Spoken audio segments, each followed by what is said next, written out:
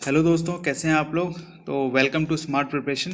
तो आज ज्योग्राफी में हम लोग पढ़ेंगे जियोमैग्नेटिज्म, दैट इज़ भूचुंबकीय। तो चलिए शुरुआत करते हैं। तो जियोमैग्नेटिज्म है क्या।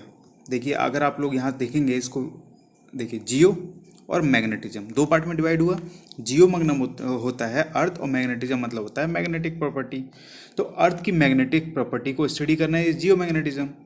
अब ये बताइए कि जो सबसे आज से करीब कई साल पहले, जब जो हमारे सेलर हुए करते थे जो कि अर्थ को एक्सप्लोर करते थे ना एक जगह से दूसरी जगह, तो उस केस में वो क्या यूज़ करते थे।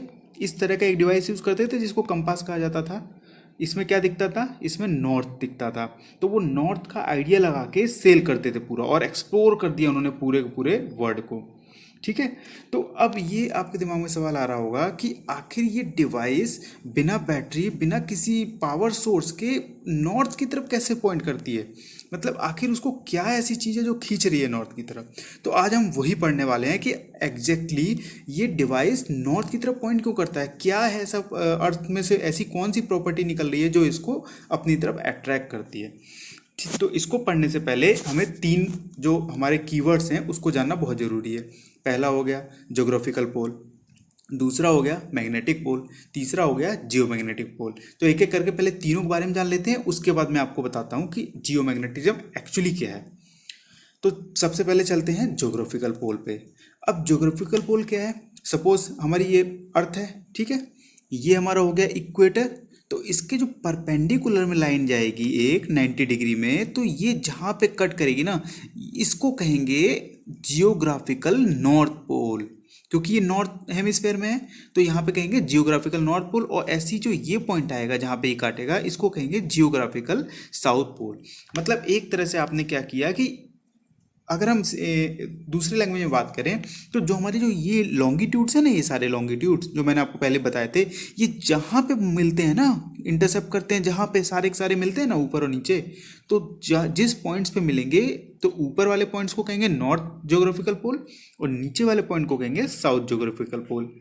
अब चलते हैं, देखते हैं कि जियोमैग्नेटिक पोल किसको कहते हैं। तो इसको समझने के लिए देखिए, अगर एक बहुत बड़ा एक विशालकाय मैग्नेट बार अगर हम पृथ्वी के सेंटर में रख दें, ठीक है, तो उसका जो साउथ पोल लाई करेगा वो करेगा ज्योग्राफिकल नॉर्थ पोल की तरफ, और उसी मैग्नेट का जो नॉर्थ पोल लाई करेगा वो करेगा ज्योग्राफिकल जो साउथ पोल होगा ना उसकी तरफ लाई करेगा।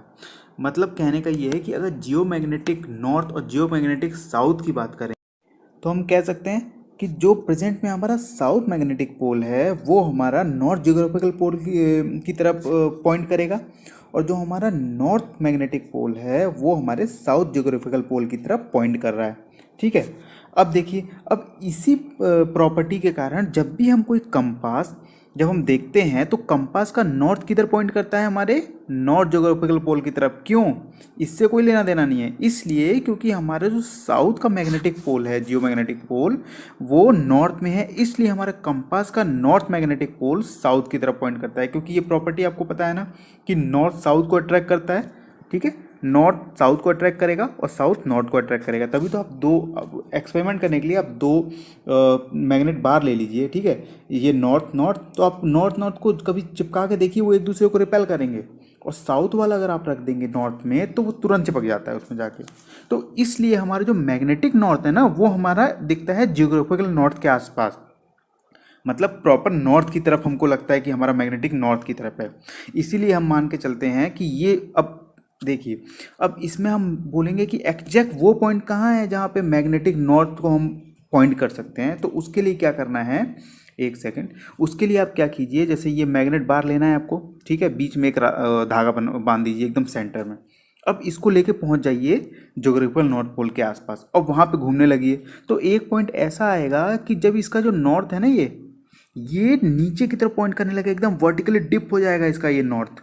ठीक है, ये धागा हमने बांधा था, ये ऐसा था, लेकिन अब ये एकदम एकदम वर्टिकल नॉर्थ में हो गया। तो उस पॉइंट को पर्टिकुलर बोल दिया साइंटिस्ट ने कि ये है हमारा सॉरी मैग्नेटिक पोल। ठीक है, क्या बोला उन्होंने कि ये हमारा पॉइंट जो आया है ये है हमारा मैग्नेटिक पोल।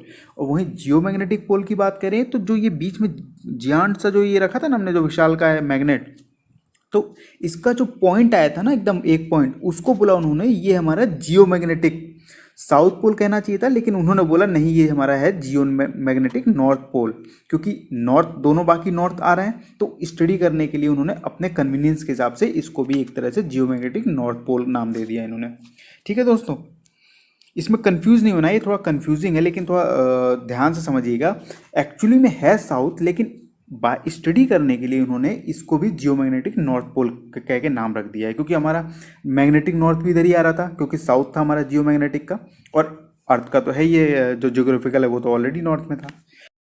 तो चलिए यहाँ समझते हैं। जैसा कि मैंने बताया था, जब आप कंपास रखेंगे यहाँ पे तो ये नॉर्थ की तरफ पॉइंट करेगा, क्योंकि हमारा साउथ आ रहा था, जियांट जो हमने सबसे विशाल का है जो मैग्नेट रखा था उसका साउथ था, इसलिए हमारा कंपास नॉर्थ की तरफ पॉइंट कर रहा है। तो जब हम एकदम ऊपर पहुँचे पोल पे, तो वहाँ पे जो हमारा डिप हुआ था, मैंने आपको बताया था, जहाँ डिप कर जाएगा नॉर्थ वाला पोर्शन, वहाँ पे हमारा होगा क्या, नॉर्थ मैग्नेटिक पोल। तो ये आया यहाँ पोर्शन पे नॉर्थ मैग्नेटिक पोल। ठीक है, तो जब ये नॉर्थ मैग्नेटिक पोल जो है ये जियोग्राफिकल नॉर्थ पोल से एक स्लाइट एंगल्स बना रहा था, मतलब जहाँ पे एग्जैक्ट जियोग्राफिकल नॉर्थ पोल था वहाँ पे नहीं था, ये स्लाइटली थोड़ा अलग जगह था।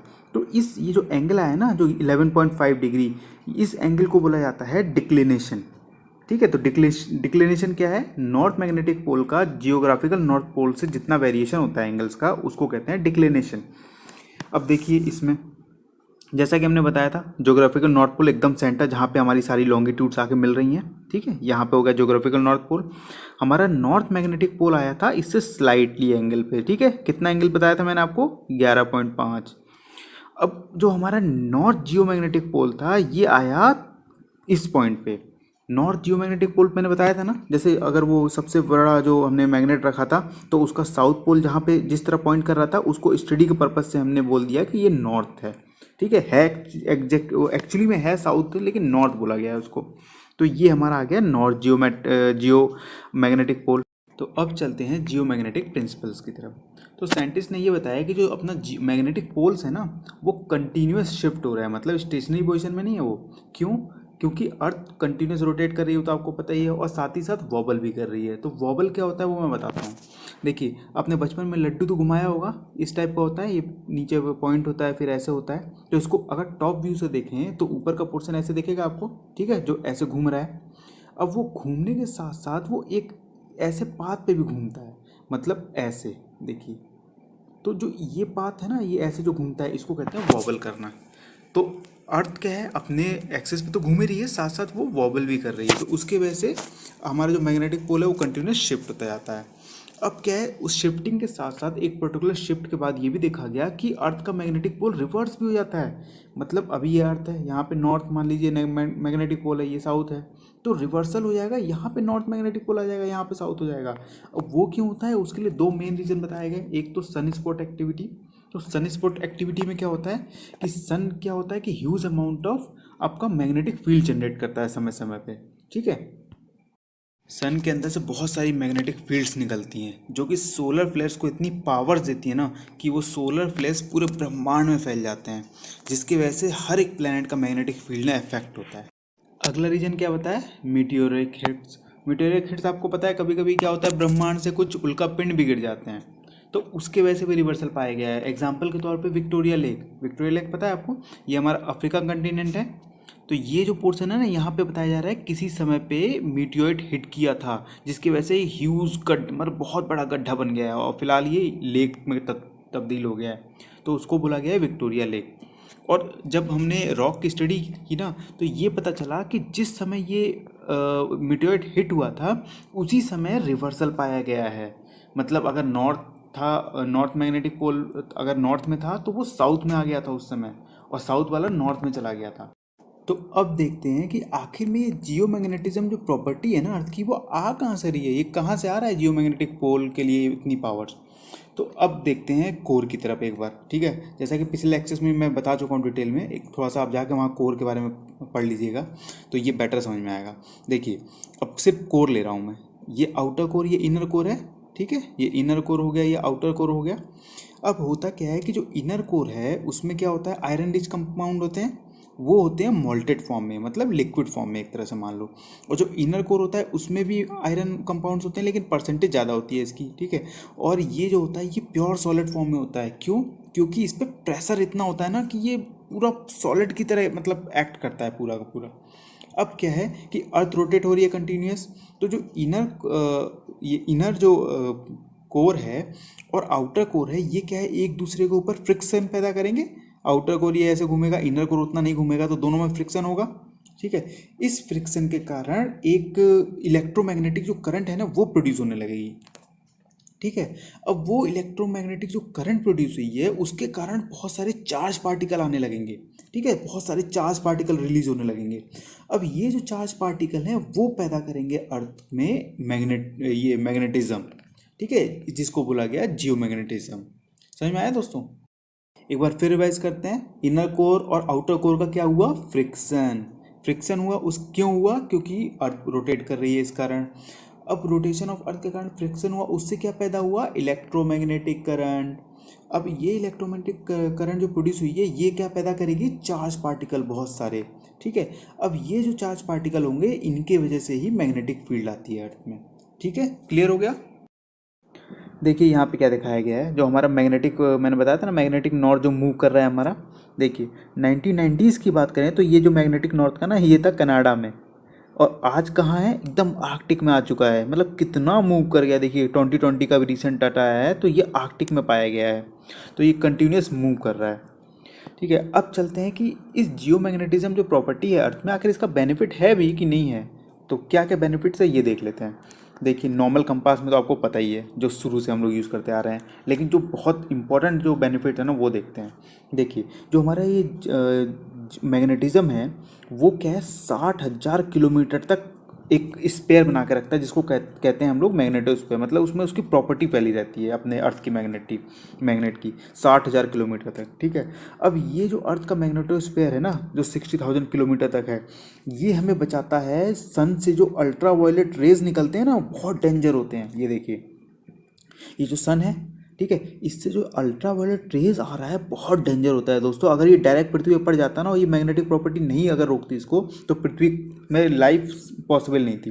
तो देखिए ये हमारा प्यारा अर्थ है, ठीक है, यहाँ से हमारा हो गया मैग्नेटोस्फीयर, ठीक है, मैग्नेटिक प्रॉपर्टी है।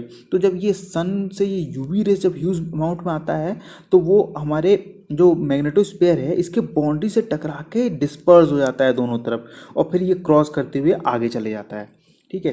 तो इस डिस्पर्जन के कारण आपने सुना होगा नाम, ये ऑरोरा बोरियोलिस और ऑरोरा ऑस्ट्रियस। जो ये ऐसी लाइट्स आपने सुना है, नॉर्थ पोल पे ऐसी लाइट्स देखी जाती हैं, स्कैंडिनेवियन कंट्री जाते हैं लोग घूमने के लिए सिर्फ ये लाइट देखने के लिए।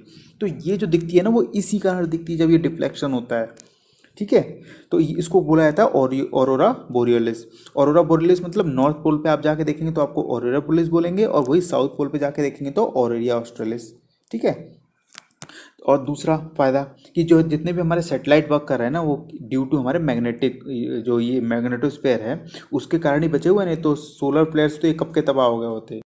तो दोस्तों ये थी complete detail about geomagnetism. I hope मैंने कोशिश किया है कि आपको एकदम बेसिक तरह से आपको पूरा का पूरा बता दूं, क्योंकि बहुत सारी जगह आप देखेंगे ना बहुत कन्फ्यूजिंग है ये। लेकिन अगर आप सही से पढ़ेंगे ना, जैसे अगर मैंने जो जो बोला है आप अगर आपने ध्यान से सुना होगा ना तो आपको पक्का ही समझ में आ गया होगा। उसके बाद भी अगर आपको कोई डाउट लग रहा है तो आप मुझे कमेंट बॉक्स में मैसेज कर दीजिए, क्या आपको समझ में नहीं आया मैं आपको बता दूंगा। Okay, thank you so much दोस्तों।